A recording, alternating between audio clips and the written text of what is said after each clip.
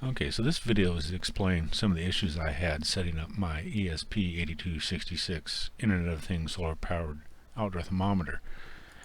I used a sketch from this Adafruit IO project page as the basis for my project. Our hardware for my projects consisted of a Adafruit solar LiPo charger, Adafruit 3.3 buck converter, just a generic 8266, a DHT22, 4 Radio Shack 84 milliamp hour 6 volt solar cells, a 2000 milliamp hour 18650, and then an 18650 battery holder. I breadboarded everything up and wound up with this. I downloaded and installed the sketch from Adafruit's GitHub repository. Installed it using the installed it using the Arduino IDE, powered it up, and then went to my feeds on Adafruit IO and found I didn't have any data displayed. When I looked in the serial port monitor on the Arduino IDE, what I got was something along this lines of Wi-Fi is connected and exceptions, and there's listed 3 of them. After doing some Googling, I found this on Adafruit's forum site for Hazoo Wi-Fi, which this gentleman had the same problem. And then Rick from Adafruit support had wrote back that there'd been a change to the MQTT library and that you had to change some of the coding now in the sketch. So back into the IDE where I commented out the old code and added the new code, did a repower and reboot, and then went to Adafruit IO, and I now had data, but all the data was a reading of 2,147,483,647, which after a little bit of Googling shows up as being the maximum number for a 32-bit integer. Luckily, before I got too far, and I remember I had issues before with the 8266 and the fact that the pin numbers, everyone seems to use a different pin for GPIO2.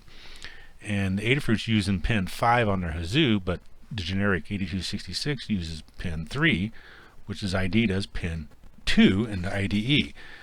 So into the IDE I went, changed the pin number to pin 2, rebooted, and now I had clean data. So I went in and tore down the breadboard and soldered it onto a PC. Originally I was going to solder directly to the PC but then I decided I knew at some point I'd probably want to tear it apart, so I used headers to stand everything off. I rebooted, went back to to Adafruit IO, had clean data, so I called it a night.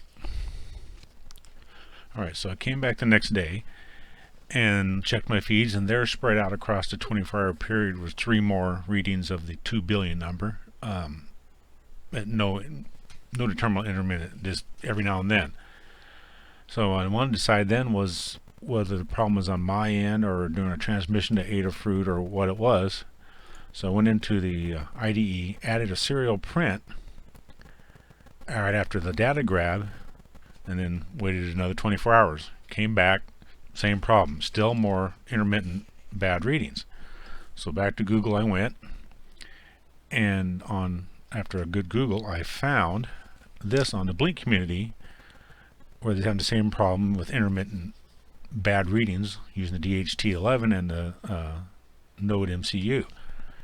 And what they had eventually decided to do was use an if-else statement to throw out the bad data.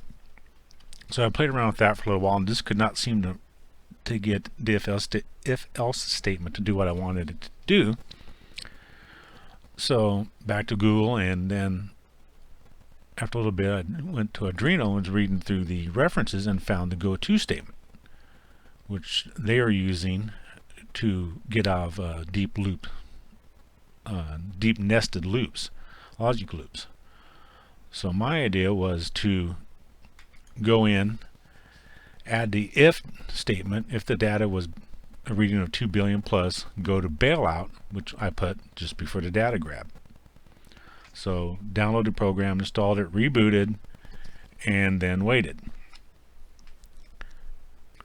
So it came back the next day and had all clean data. At that point, I actually realized, though, that with this particular setup, I would never know if this worked. I would only know if it did not work and it sent bad data through. So after a quick change, I moved the serial print to before the if statements. So that way it does the data grab, does a serial print, and then if the data is bad, it does the if statement. Waited 24 hours, come back, great data. 48 hours, great data. Took 9 days before I finally had a serial print with bad data, and went into the Adafruit IO. I still had good clean data, so I believe this is the program that seems to be working pretty good. I've now had it running for about a month, and Adafruit, all my data has been perfect. This is my dashboard now as I have it set up. I have had some bad readings come in through the serial port, but they've never made it to Adafruit.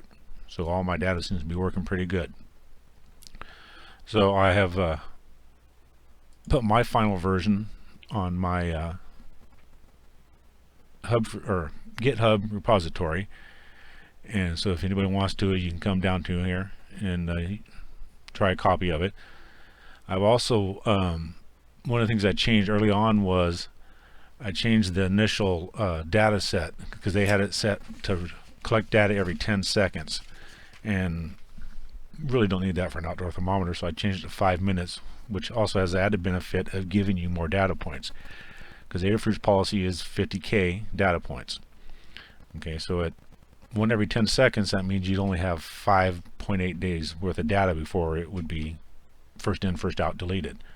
At 5 minutes, you have 173 days of data before they start deleting data. Okay, and so that wraps up this video. The only thing I have left is to finish my solar cells array and get everything outside, so it's actually reading outside temperatures, because obviously here in central Washington it's not this nice right now. It's actually 50 outside and raining, so I hope to have this up before it starts snowing so I can actually get to see the winter weather on here. Well, thank you for watching.